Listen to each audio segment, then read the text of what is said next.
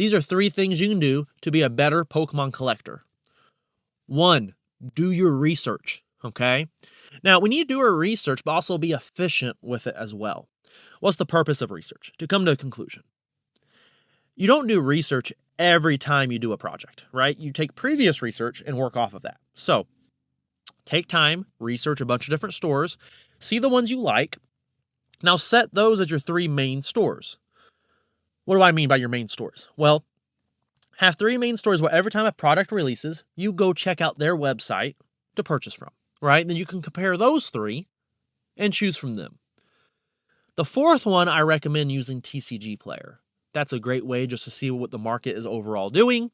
And then eBay as well. So you can see where like auctions are, what people are actually willing to pay for as well. So now, how do you find those stores? Well, you can check Reddit. They have a lot of Reddit subs that track down the best deals.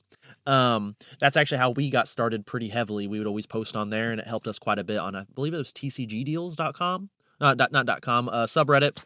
I'm thinking of a website. YouTube, BulbaCards, right? You're here listening to us, might as well shop from us. But another thing you can do is go to tcgplayer.com, find a store that maybe has some high ratings and some good pricing, and go to their website, Google their name, and see if they have a website. Most likely, they will sell it on their website cheaper than they do on TCG Player. Bulba, why would they do that? Well, good question. Well, TCG Player takes a 15% cut. As a store owner for myself, I don't want to sell to you on TCG Player. I put things on there that I need to move. No one buys from me on TCG Player and goes, oh, BulbaCards was amazing, I'm going to shop with them. They go, TCG Player was amazing, I'll shop with them again. Now, when I sell on there, I put little cards in there that they can scan, get a discount code for the website, stickers. I think I've had a total of maybe 3 people actually come to the website off of something like that. Now, maybe they go on there and no one use the discount code, but I use the discount code to track, and I've only ever had 3 sales in like 3 years from something like that. So I want them buying from my website. So as a store, I will list it cheaper on my website, so you will buy from there. Also, I can have it 10% cheaper.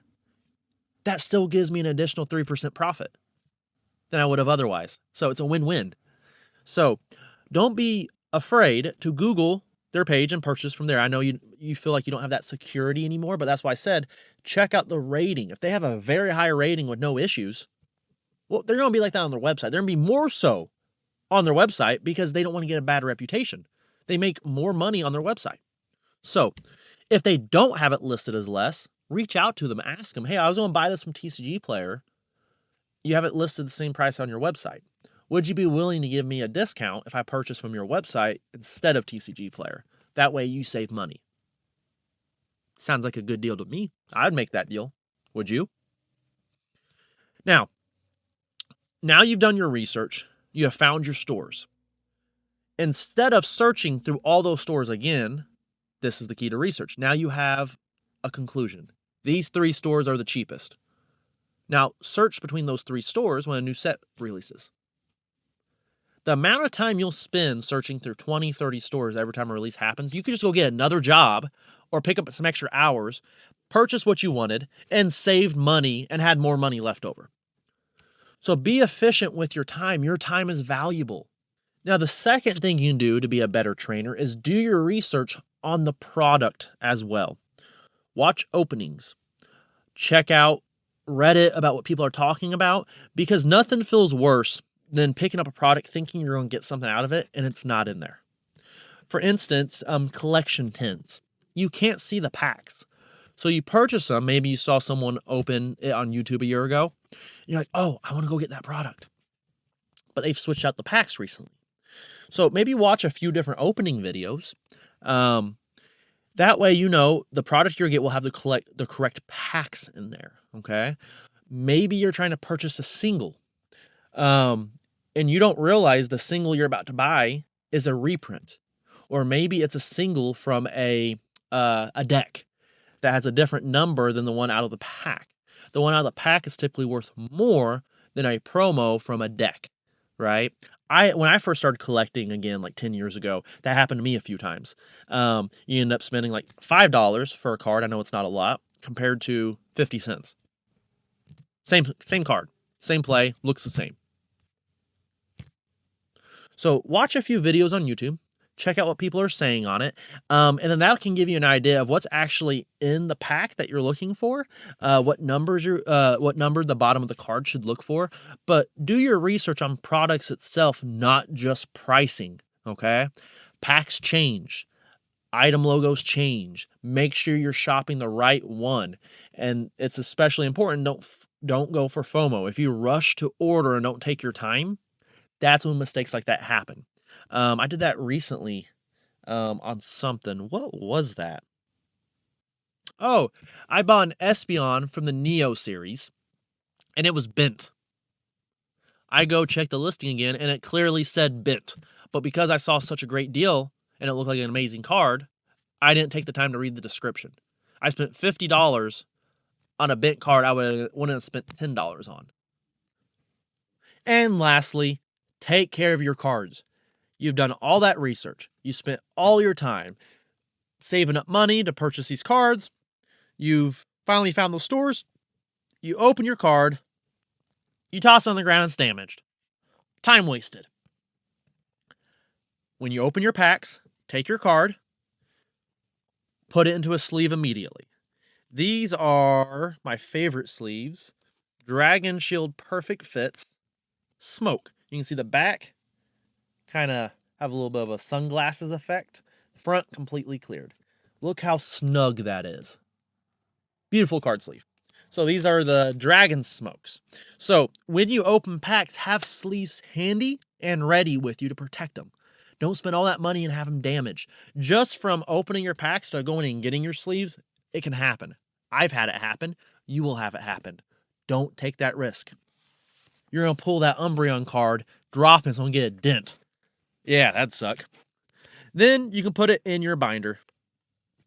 So this binder here doesn't have any rings in it. I know there's a lot of argument between ring binders, no ring binders.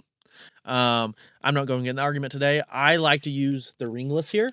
I also like to use D-ringed binders that sit up.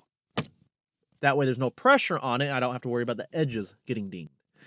These I try not to stack on top of each other, but I always make sure I use the cloth binders. I like the cloth ones better than when they're both plastic. I feel like cards get stuck in them. So I like that cloth. I've even heard people say you don't even need to put a card sleeve in when you have these. I still do.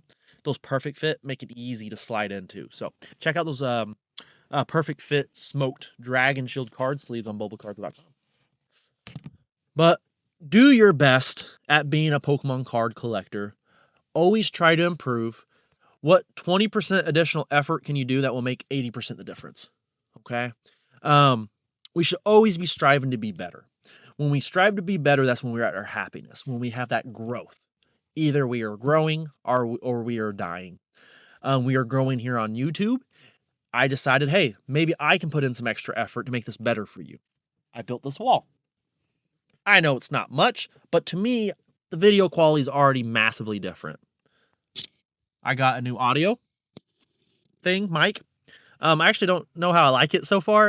It's actually kind of wonky, the voice, so I may actually completely throw out this video by how bad the audio is.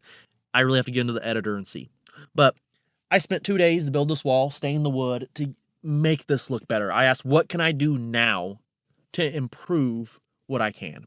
And this is why I could do it right now, right? Eventually, we'll have this entire room done. Right now, it's literally just this wall. That is insulation up here, insulation up here. Still got to finish it. But for now, I was able to do something. If you can do something to better yourself now, do it. Tomorrow will never come. However, tomorrow, BulbaCards will be here. Don't forget to like and subscribe. Name your favorite Pokemon down below to enter into the giveaway. We'll see you next time. Our latest winner is Joshua Disher 78. So please shoot me an email on our website so I can show you how to get verified so we can send you your booster bundle. We got 18 left to go. So every 100 subscribers, we'll be picking a new winner. We're growing quick, so these giveaways are going fast. So be sure to comment and subscribe and see if you can be that lucky winner.